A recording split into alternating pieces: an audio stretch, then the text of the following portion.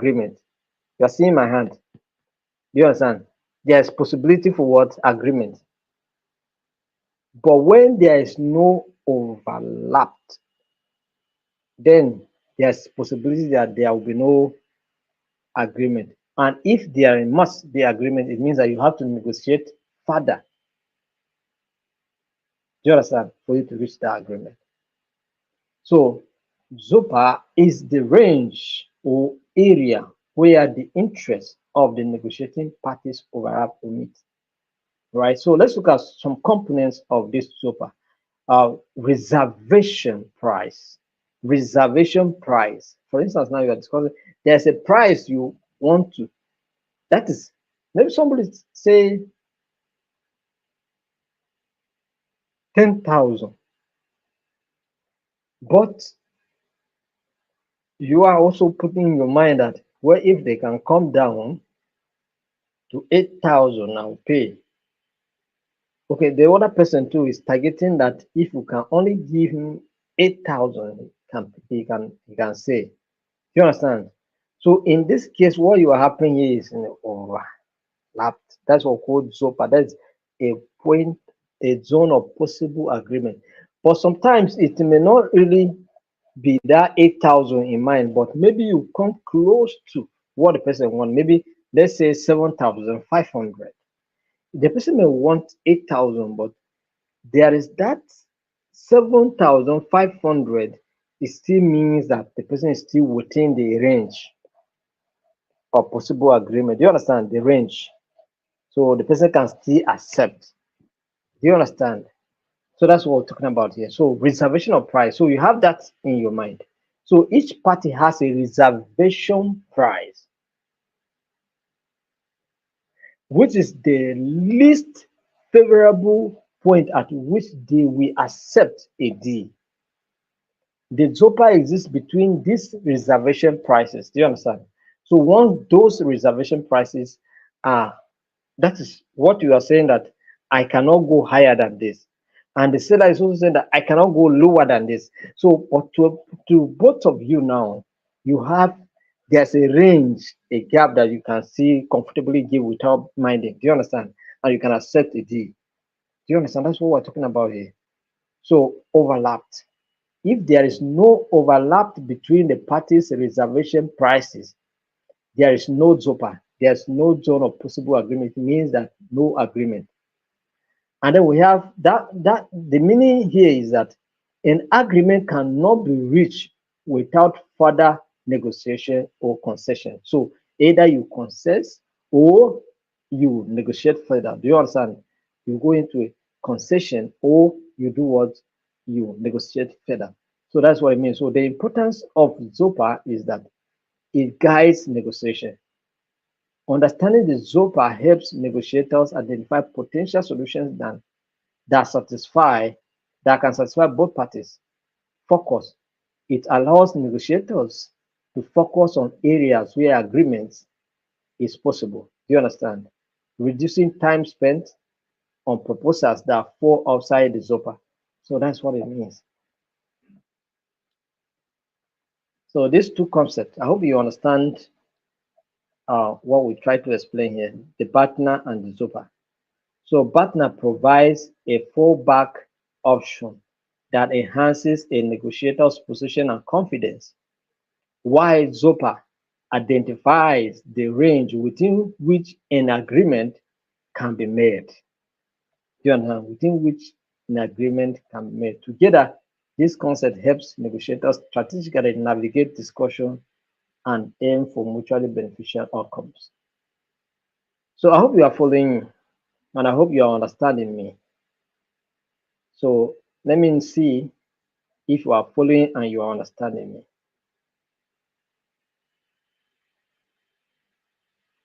All right. Is there any question? Mr. Francis, congratulations. I know you had your induction in Lagos today. All right. So congratulations. Thank you. You were expecting to see me, but unfortunately I could not make it. All right. So now,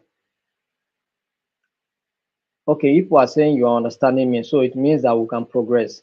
But do way to share this meeting with somebody and invite the person to also take participate in this training, and also do way to comment to share. All right. So do way to do that. Um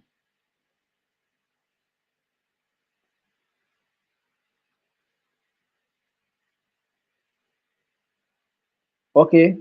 Ella, you are saying that I should do a recap. Okay, let me do a recap. Let me do a recap. Ella is saying that I should do a recap. Okay, let me do a recap so that maybe she missed out something. So let me just do a recap so that we understand ourselves. What we're saying here is that when we're talking about let me start from partner. Okay, we're talking about some aspect of principal negotiation. All right, but we're talking about partner. We say that partner is an abbreviation stand for best alternative to what an agreement to an agreement. So we are saying that before you go into a negotiation, you should have options, alternatives that should in case what you are going for does not work out, you can fall back on something. Don't just go with just that options alone. If you go with just one single options, there may be element of desperation. And in that your desperation, you'll be exploited. It means that you end up paying more than what you even budgeted for altogether. So partner suggests that you should go with what an option that you can fall back in case the other one does not work. And then we talk about ZOPA. We said that ZOPA is an abbreviation that stands for Zone of Possible Agreement. That is to say that you have range of options or range of maybe say prices. Do you understand? And you have a certain it's basically apply when you are talking about prices. Do you understand?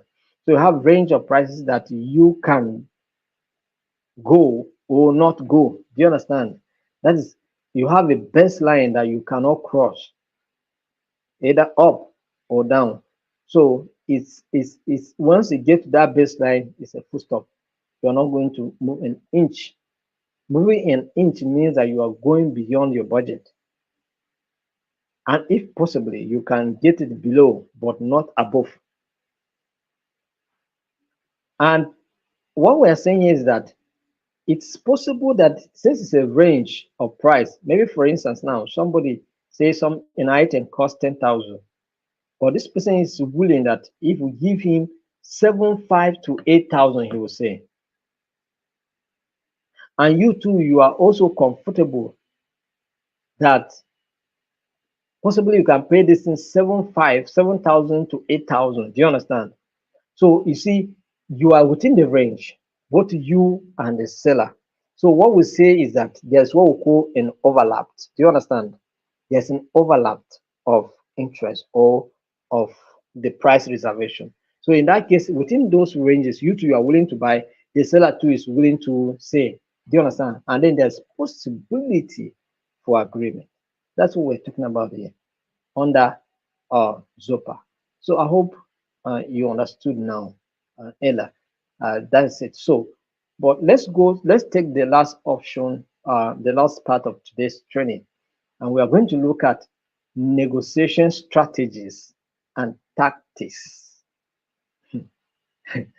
How many of you want to learn this one, the tactics, so that you can approach the negotiation? How many of you, some of you wants to learn? All right, you want to understand the strategies you can deploy to get your results and outcomes that benefit you more, right? Tactics. So negotiation strategies and tactics can significantly influence the outcome of negotiation. So what are those strategies? Let's look at one, collaborative strategy. What does that tell you? We have been talking about collaboration, right? So this strategy focuses on working together to find a win-win solution. Working together to find a win-win solution, it means that there's high level of open communication, trust building, and exploring interest. not position. Exploring what interest, not position. Do you understand? So that is what collaborative strategy helps you to do. But the idea here is for a win-win situation. Do you understand? A win-win solution. So let's look at the case study here. Let's look at Walmart. Walmart and Pro- Procter and Gamble, right? Procter and Gamble, that's PG. You know, these are popular companies that you know now. Walmart and Procter and Gamble. All right, let's look at a scenario. Walmart wanted to reduce inventory costs, while P&G aimed to maintain strong sales of its products. So, what's the approach here? Both companies collaborated to develop a new inventory management system that leveraged real-time data sharing. They collaborated to do what? To introduce or develop a new inventory management system that leverage what? Real-time data sharing. So what is the outcome here? How does this benefit both of them? This partnership led to reduced costs for Walmart. Walmart also, you know, cost was reduced, and at the same time, it helped P&G also to increase their sales. Do you understand? Showcasing how collaboration can generate mutual benefits.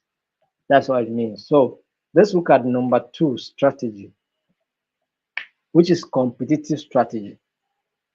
Competitive strategy. This strategy involves a win-lose mindset.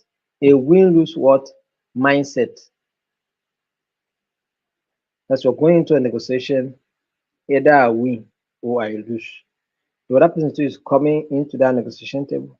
I am winning or I'm going to lose something. Do you understand? So that's the mindset. No matter how you speak faith,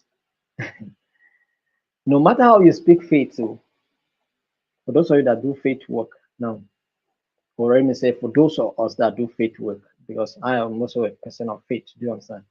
Now, what that means is that no matter how you believe in the workings of faith, you know that there is a place where either you win or you lose. Do you understand? And that's what we call competitive strategy. And so you go into negotiation with this mindset of losing or winning. So, and one party may try as much as possible to maximize his own gain at your own expense or you at the other person's expense. So let's look at the case study, negotiations over a sports franchise. Negotiation over what? A sports franchise. Let's look at a scenario. A city was negotiating with a sports franchise for a new stadium. The city wanted favorable terms while the franchise aimed for maximum financial benefit. Maximum financial benefit. Now, listen carefully. I may even be tempted to ask you a question here, so I'll hear you respond. Now, the approach. The franchise took a hard line stand.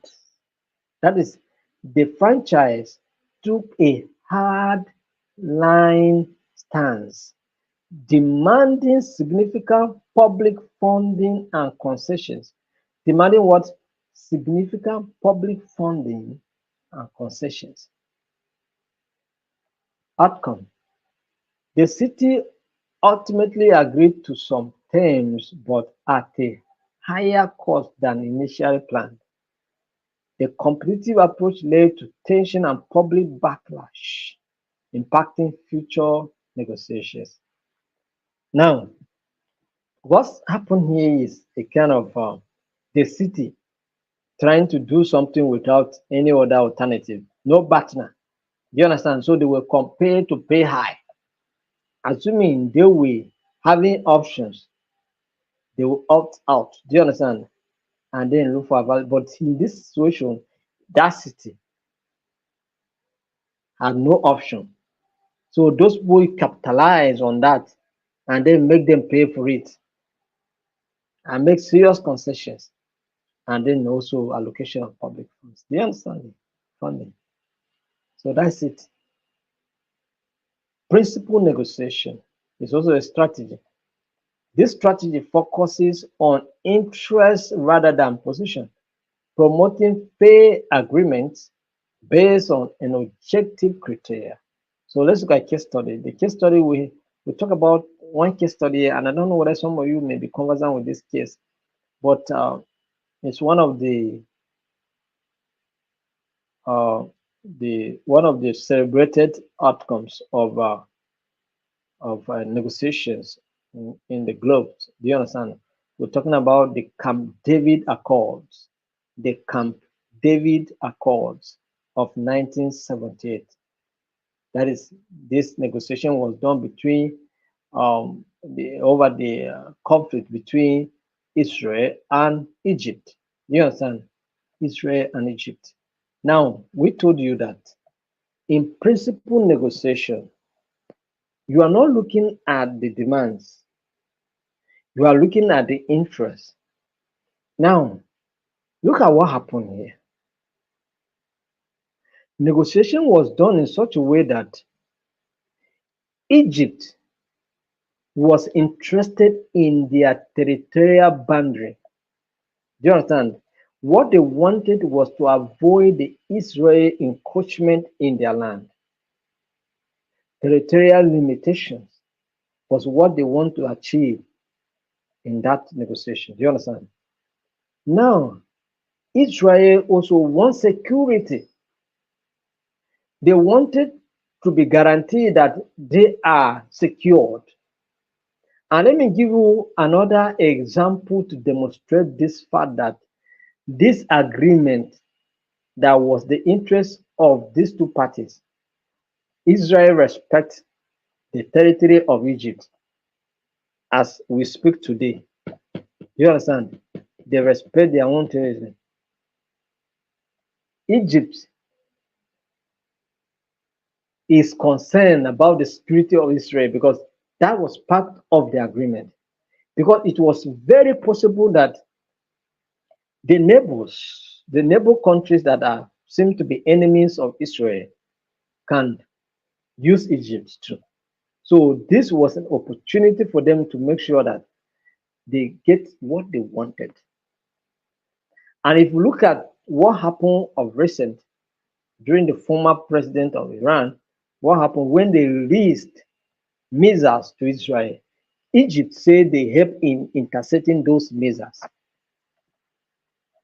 That is to remain committed to that. That is, Egypt is telling you that they remain committed to that agreement, to that negotiation. You can see what happened there. Israel, they were fighting, but the fight was not a problem.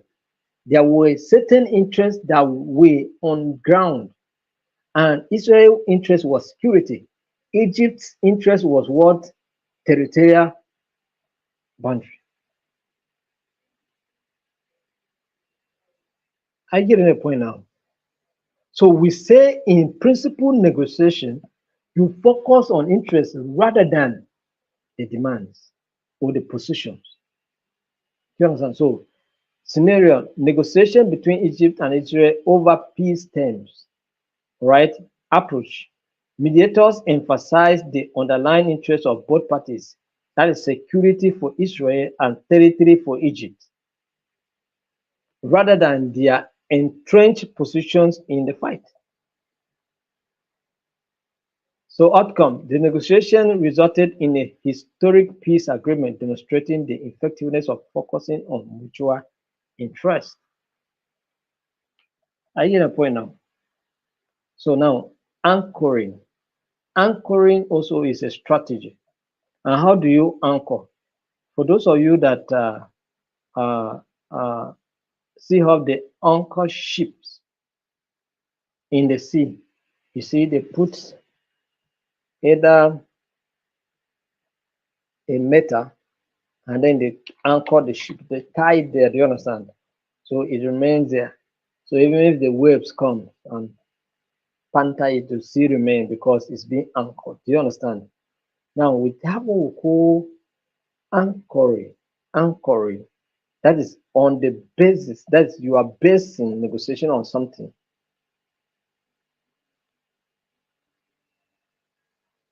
Now, okay, let me just explain this way. This tactics involves setting a reference point, a reference word point to influence the negotiation. The first number presented often serves as an anchor that shapes the negotiation. Now, for instance, what we're saying here simply is that anchoring means if you go to buy a particular item and they say this item is 1,500, that 1,500 remains what we call the anchoring. Do you understand? Remains what we call the anchoring. That is, the negotiation is going to anchor around this 1,500 and it's going to be a point of reference so far as that discussion is concerned until agreement is achieved.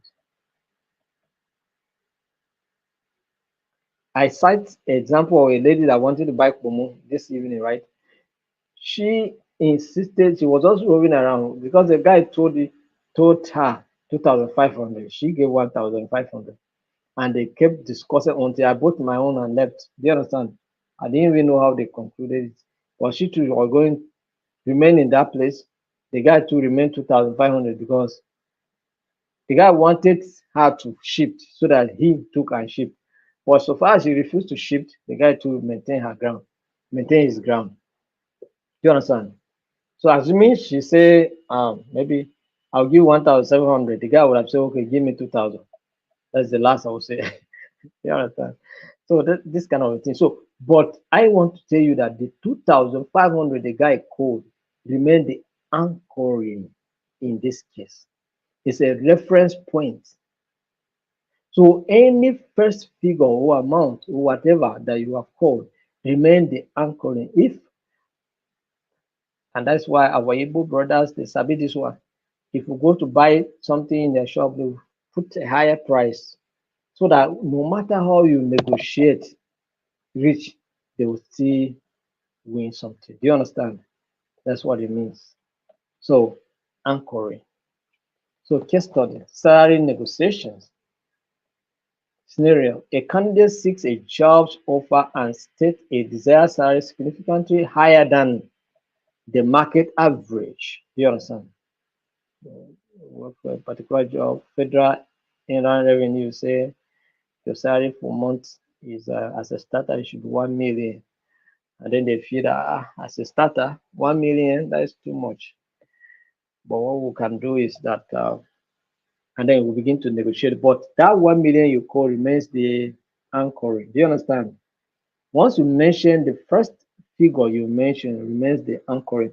So whatever discussion, and it doesn't matter how long the discussion lasts, you will still go back and hammer on that. Someone will even tell you, when you came, I told you 1,000. I even gave you discount from that 1,500. I'm saying you should pay this. Do you understand? You're still making a reference to that 1,500. Anchoring, right? So by anchoring high, the candidate set a reference point that influences the employer's subsequent work offer. Do you understand? So the employer offers maybe 200,000, and then you begin to discuss. So the final offer, though lower than the candidate's initial request, it is still above the market average. It's illustrating how anchoring can shape perception and outcomes. So if you go, that's why when the labor union were discussing negotiating with federal government, they said, well, how much did they call? Was it 300,000 as minimum wage, right? 300,000. At the end of the day, they settled for what? 70,000, right? So that's what it is. Settle for 70,000. I don't know why 70,000 is what they want anyway. I bet they did not have any choice. But 70,000. 70,000, they have not started paying yet. Too. Government, they say government should not increase for a year. But I think they have increased it. Even 70,000 has not been implemented or partially implemented. Let me not say not completely implemented. It's maybe partially implemented. Do you understand? So, partner utilization. Partner utilization is also another strategy. The tactics involves knowing and leveraging your best alternatives to a negotiated agreement during negotiation to strengthen your position. Case study, major negotiation. Maybe you want to merge your business with someone, a major negotiation scenario. Two companies were negotiating a major with one company having a strong alternatives, right? Acquisition offer from another company. That is, company want to merge with you, but you are even having an option of buying another company already. So in this kind of situation, you see, you can do shakara with the person that want to merge with you. You can tell them that in fact you may not even merge at the same at the end of the day because you have another option of buying another company that is struggling, and then instead of merging, you buy it. Do you understand? Do you understand the thing? So in this kind of scenario, what happens? You have an option, and this will make you to get some favorable terms. Do you understand? So the company with the alternative use this information to negotiate better terms, knowing they could walk away if necessary. So the final major agreement included more favorable terms for the company with the partner, demonstrating the power of having a strong alternative. Demonstrating the or having what a very strong alternative. Do you understand? So that's what it is. So time pressure. Time pressure. We also have another strategy that is called the time pressure. How do you use time pressure here? Use time pressure to also get some terms, favorable terms. Do you understand? So this tactics involves creating a sense of urgency. Hey, I'm in haste, I'm here, I don't want to waste time. Yeah. So if I'm not going, I'm going. Oh. If I'm not going, I'm moving. It's 1,000, 1,000. If I'm not serious, I will go. Maybe you just finish in a particular program and there is crowd, there's so many passengers, and then if you know, and their means of transportation is not much, and all of that, and so the driver is saying, please, I am moving, I cannot wait to, I cannot wait. Do you understand? I want to catch up with some. Before you know it, they say 1,000, 1,000, 1,000. You rush in because one, the driver is rushing. Two, is giving you that sense of scarcity of means of transportation. Do you understand? Because so many passengers are around. Do you understand? Do that kind of so two things. So sense of urgency, urgency. You know, maybe you want to travel, you want to some of you that have properties you want to say and then move out of Nigeria, you want to relocate to Europe, for instance, or America, and then there's a property you want to say, do you understand? And then the time of your schedule for flight is also, the time of your departure is coming near, and this property has not been saved, do you understand? So you yourself, you put yourself under pressure, that's number one. And then you will even be compared to say lower than the price you want to say. Because time pressures, either you put it on yourself or someone put it on you.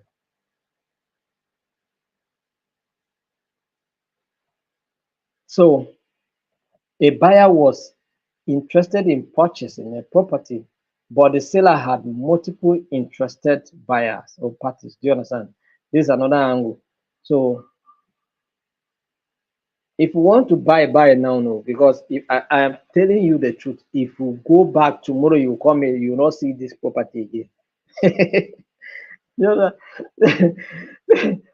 if it's my house and brother, they will tell you, wallahi talai, if you just take a step, because I have other candidate that people that queue up, I'm just using this because you are somebody I know, and because you are the first person that came, I don't want to, don't want to disappoint you. I I think you have been seeing something like this, so I just don't want to disappoint you. But I'm telling you, if we do not buy this property today, tomorrow you come, you will not see it. So what happened? So they are putting that sense of urgency, time, pressure. Do you understand? So you were saying, "Hi, what will I do?" You go and borrow money to come and pay property. Kai. Eh. But that is the approach. Time pressure. Do you understand this thing? So anytime you see things like this should reflect in your mind. Time pressure. But the person may not necessarily be lying. Do you understand? It may not be a lie. It may be genuinely that actually there are other people that queue up for the same item. Or maybe you want to rent a house and then they are telling you, if you pay this rent today, if you, tomorrow you may not get it to. Because there are other people that are calling agents. Do you understand? So you have to pay. And then you pay all manner of conditionalities. You pay what do you call it? Service charge, you pay caution fee, you pay you pay what do you call it? Lawyers fee or whatever. You pay all manner of things simply because others are coming. So these are the things. So that is time pressure for you. So the seller emphasizes that other offers were on the table and set a deadline for accepting offers. Do you understand? So the buyer felt pressure to act quickly and agreed to terms that included a higher price than initially planned. This case illustrates how time pressure can affect decision making and leads to favorable outcomes for the party applying the pressure. Do you understand? So that is what it means.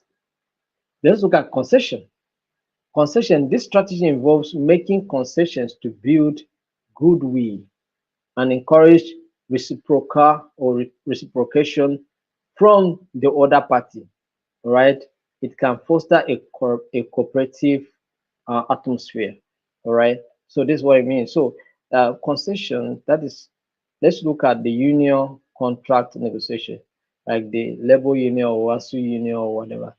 They make some concession. They, okay, instead of increasing our wages, all right, no problem. Let our wages remain the same, but let the condition of work, let their condition of work be improved. Do you understand? So these are the things. Let their condition of work be improved. Change offices, make the lecturing board digital boards, and get public address system so that we'll not be shouting. You know, give the lecturer hazard allowances and all of that. Do you understand? And then their wages remain the same. This is concession. That is to concede your wages for your welfare to be improved. Do you understand? For other welfare, that is work conditions to be improved. Do you understand? So I don't talk much on that. Framing. The tactics involve presenting information in a way that influences perception and decision making. The way an issue is framed can significantly impact how it is being received. Hmm.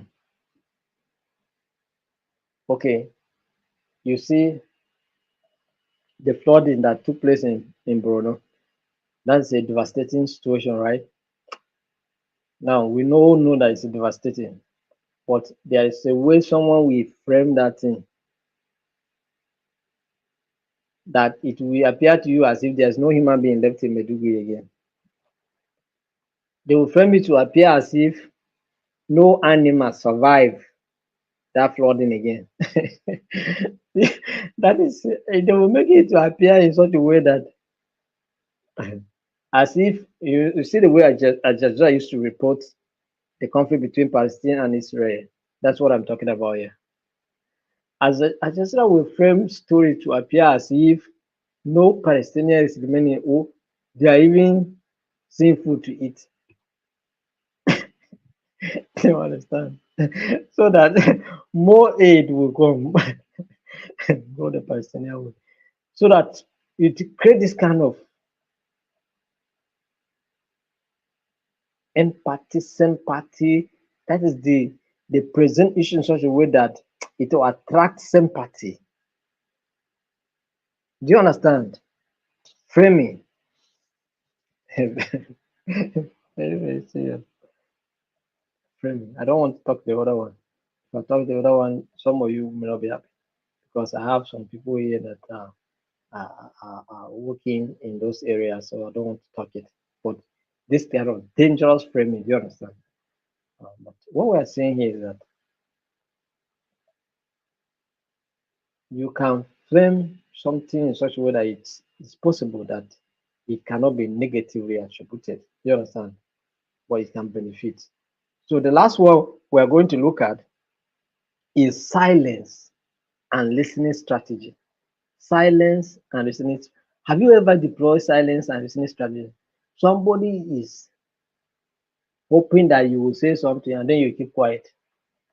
They do. They say and do all manner. You didn't say not even a word. You did not utter a word. You just maintain your silence. What are you working on? What is your strategy? What are you trying to achieve? They themselves will talk it and come back down themselves, do you understand? And then you grab it. That's what that's what it means. So using silence effectively can create discomfort for the other party. Do you understand? This one, women and husbands, sabi use this one, do you understand? Will just be quiet. Greeting. Will you eat? Quiet. Are you sick? Are you fine? Until so he put pressure on you, so to a point that you have to, my dear wife, if there's anything, you let me know. You understand?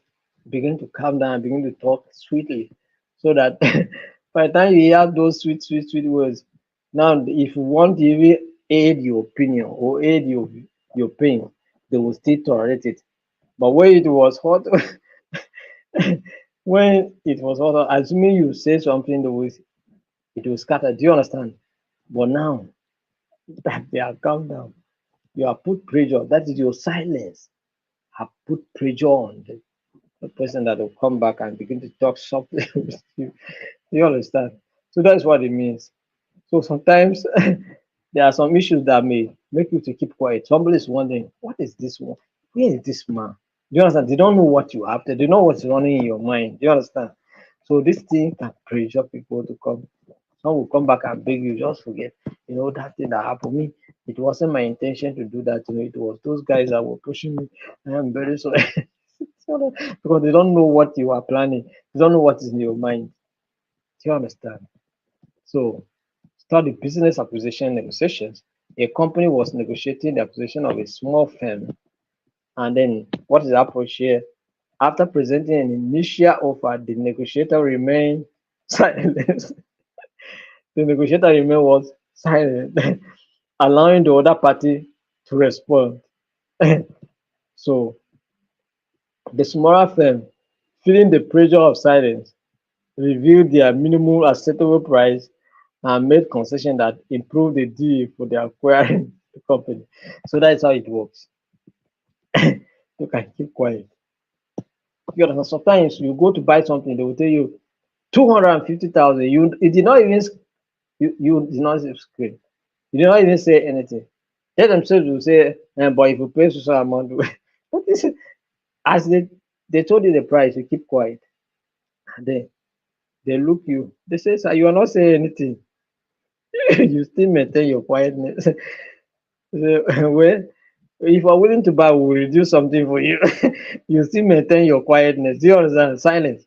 They say, "Sir, you're not saying anything." So they will keep talking until there is this to a point that you cannot come in and say, "Well, this much I have, I can pay." So, but this is how it works: strategy, negotiation. So, do you know that silence also matter in negotiation? So, we have discussed various strategies you can use in negotiation. And what are those strategies? We'll talk about collaborative strategy, we'll talk about competitive strategy, we'll talk about principal negotiation, we'll talk about anchoring. I hope you have not forgotten a reference point, right? Partner utilization, time pressure, concessions, framing, and silence and listening. These are the strategies that you are going to use in negotiation. So today, start activating them and start being professional in your approach to issues. Thank you very much. I hope you had a wonderful time in this training. All right. Uh,